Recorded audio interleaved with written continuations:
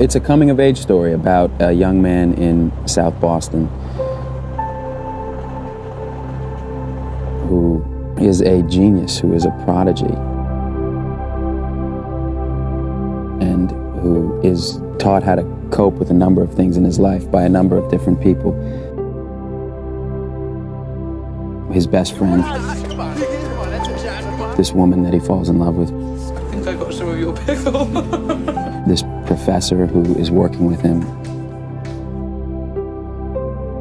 And mostly by this therapist that he spends a lot of time with. You missed Pudge Fist's home run? Oh, yeah. To have a drink with some lady you never met? Yeah, but you should have seen her. She was a stunner. I don't care if Helena Troy walks into the room. That's game 6.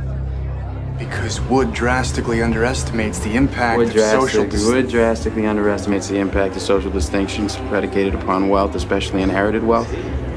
You got that from Vickers. Work in Essex County, page 98, right?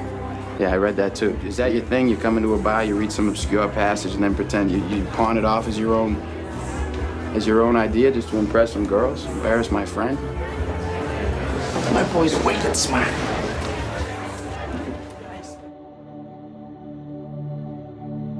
Here's Will, who's a genius. What's the dilemma for him? What's the pull that he's going through? What makes him interesting?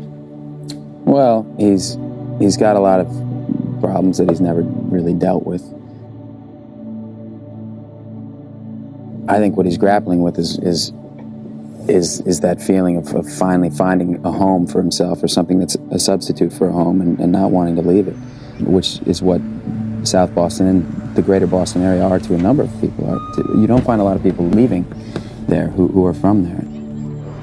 What a way out of here for? I mean, I'm gonna fucking live here the rest of my life. You know, be neighbors, you know, we'll have little kids, fucking take them to Little League together up Foley Field. A lot of people that I grew up with, you know, they'll live in a 3-decker house, and they'll live on the bottom. Their parents will live on the 2nd floor, and their grandparents live on the 3rd floor, and that's the way it is. The generations keep moving either up or down a floor, depending on which way they're going. Look, you're my best friend, so don't take this the wrong way. In 20 years, if you're still living here, coming over my house to watch the Patriots game, you're still working construction, I'll fucking kill you. That's not a threat, What? that's a fact. I'll fucking kill you. What the fuck are you talking about? He wants to give full flight to this thing that is inside of him, but he cannot do it without sacrificing something that he can't cope with sacrificing, which is this neighborhood and these friends of his. I mean, you're sitting on a winning lottery ticket. You're too much of a pussy to cash it in. And so it's an effort to come to terms with that. That's his struggle. He's going to have to come to terms with a lot of things that he has not dealt with in his life about his childhood.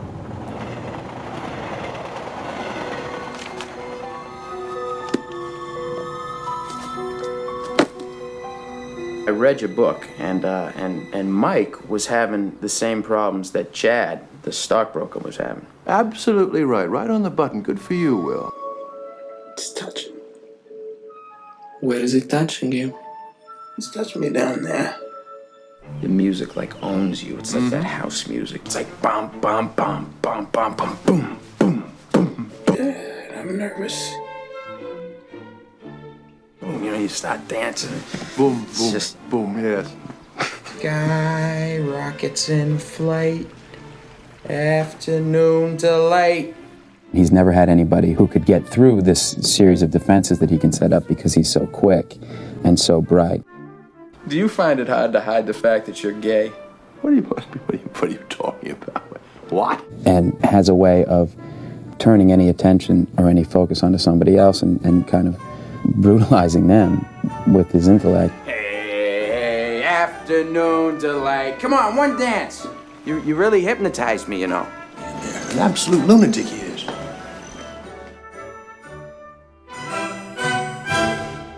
Look into my eyes. Get out, Wills. I don't need therapy. That's enough. Get out.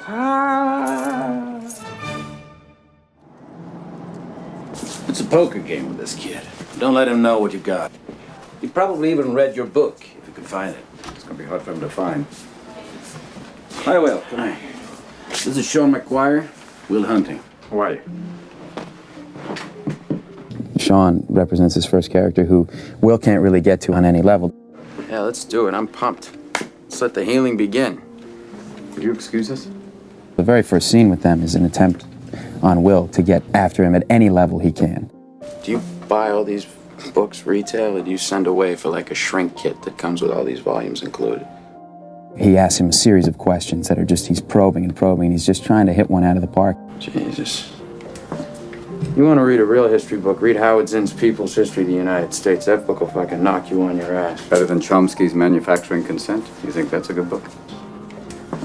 And he just can't do it because this guy's got him covered on every single level. What, you lift? Yeah. From intellectually to physically to everything. Free weights, huh? Yeah, big time. Yeah. Just like that. What do you bench? 285. What do you bench? And it's starting to get to Will a little bit until finally he lands on this painting. You paint that? Yeah. It's a real piece of shit. Oh, well, tell me what you really think. Just the linear and impressionistic mix makes a very muddled composition. You ever heard the saying, any port in a storm? Yeah. Yeah, maybe that means you. In what way? Maybe you're in the middle of a storm, a big fucking storm. Yeah. The sky's falling on your head, the waves are crashing over your little boat, the oars are about to snap. You're just pissing your pants, you're crying for the harbor, so maybe you do what you gotta do to get out. You know, maybe you became a psychologist. Bingo. That's it. Let me do my job now. You start with me. Come on. And he finds, you know, a nerve. Maybe you married the wrong woman. Maybe you should watch your mouth. Watch it right there, Chief, all right? When he presses the buttons, when he starts to attack the memory of my wife, it pushes a button that I can't even control myself. Well, that's it, isn't it? Why'd she leave you? Was she, you know, banging some other guy? And I basically go for him. And I violate the therapeutic relationship in that moment. It's no longer a therapeutic relationship. If you ever disrespect my wife again, I will end you. I will fucking end you. Got that, Chief? Time's up. Yeah. I'll understand if you don't want to meet with him again. Thursday, 4 o'clock. Make sure the kid's here. So what's this? Taste his choice moment between guys? Thought about what you said to me the other day about my painting. Stayed up half the night thinking about it. Something occurred to me. So if I asked you about art, you'd probably give me the skinny on every art book ever written. I bet you can't tell me what it smells like in the Sistine Chapel. You never actually stood there and looked up at that beautiful ceiling. If I ask you about women, you'd probably give me a syllabus of your personal favorites. You may have even been laid a few times.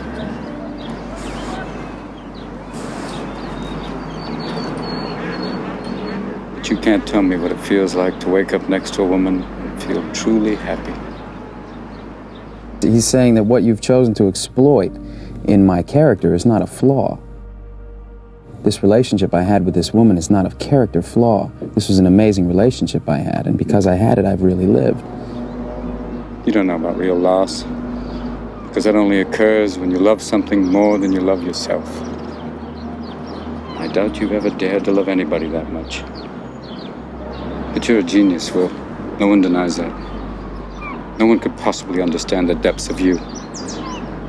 But you presume to know everything about me because you saw a painting of mine. You ripped my fucking life apart. That speech by the Swan Pond is essentially saying, you know who I am, and you messed with my life in a huge way. But I want you to know I know who you are. You're an orphan, right? And I know you need some help. And if you want to work on it, I'd love to help you. Do you think I'd know the first thing about how hard your life has been? How you feel, who you are? Because I read Oliver Twist.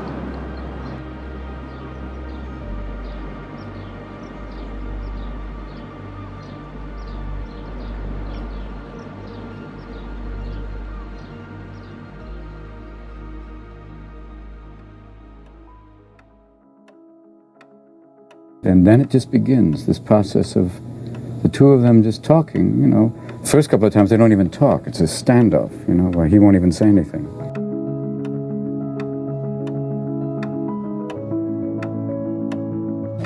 this some kind of staring contest between two kids from the old neighborhood? Yeah, it is. And I can't talk first. He needs work. And I know he's a genius. That's a given. That's not what I'm there to work on. I'm there to work on the other part of him.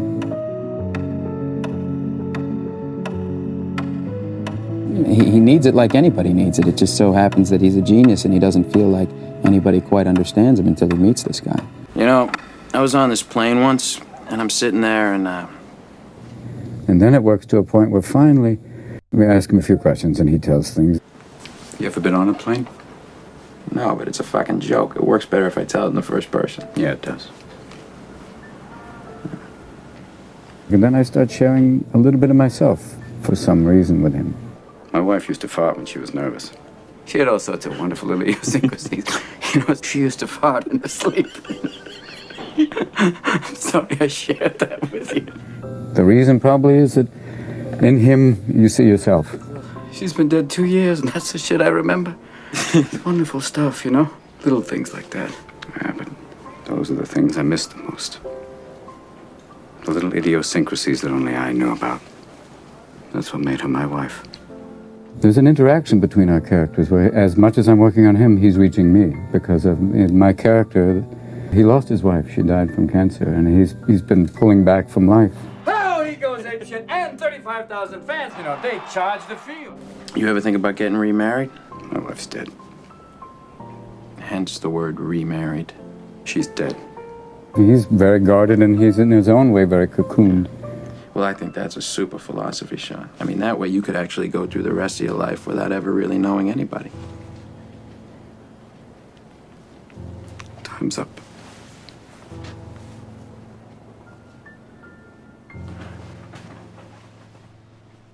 We always felt the characters were parallels.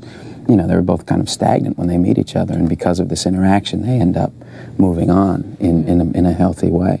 Have you had any experience with that? 20 years of counseling. Yeah, I've seen some pretty awful shit.